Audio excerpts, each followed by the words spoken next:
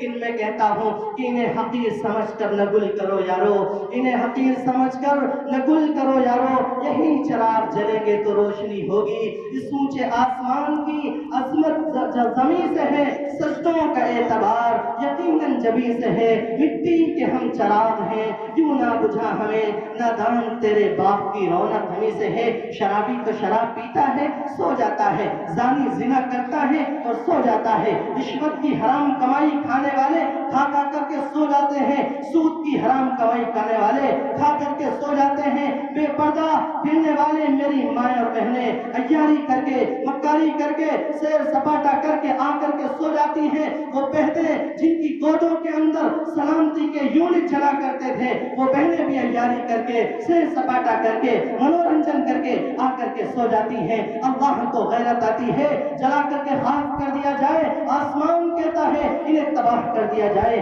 زمین کہتی ہے انہیں برباد کر دیا جائے، پہاڑ کہتے ہیں انہیں نیست و نابود کر دیا جائے۔ اور مسلمانوں اس وقت اللہ کی آواز آتی ہے، اے جبرائیل ٹھہرو، تم انہیں سزا نہیں دے سکتے، تمہیں تو شرابی کی شراب نظر آتی ہے، تمہیں مکاروں کی مکاری نظر آتی ہے، تمہیں عیاروں کی عیاری نظر آتی ہے، تمہیں وہ لوگ نظر آتے ہیں جن کے دامن میں جھول ہے، جن کی داڑھی میں تنکا ہے، تمہیں وہ لوگ نظر آتے ہیں، تمہیں وہ معصوم بچے نظر نہیں آتے۔ رات کی تاریکی ہے، ساری دنیا میں خرام ناز ہے، کوئی ایک بندہ بھی نہیں جاگ رہا ہے، سارے کے سارے خراٹے کی آواز لگا رہے ہیں۔ ایسے وقت میں معصوم بچے دیکھو میرا قرآن کریم پڑھ رہے ہیں، اس پر میں شرم کرتا ہوں کہ انہیں عذاب کیسے دوں، اس پر اٹھے ہوئے۔ یاد رکھو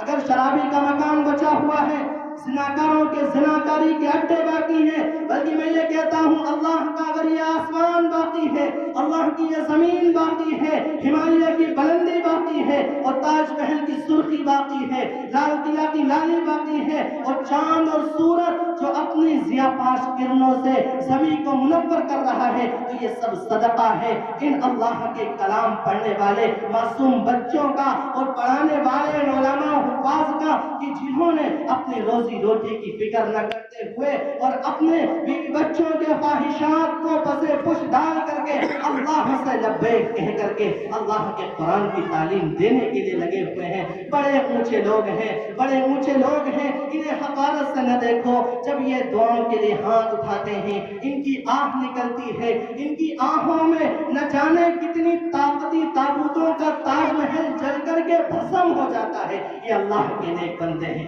تو میں عرض کر رہا تھا وہ انگریز افسر اس بچے سے کہتا ہے کیا پڑھو گے، کیسے پڑھو گے؟ وہ بچہ کہتا ہے تم نے قرآن کے برق جلائے، کیا کرو گے ان سینوں کا کہ جن سینوں کے اندر قرآن موجود ہے؟ اب وہ انگریز افسر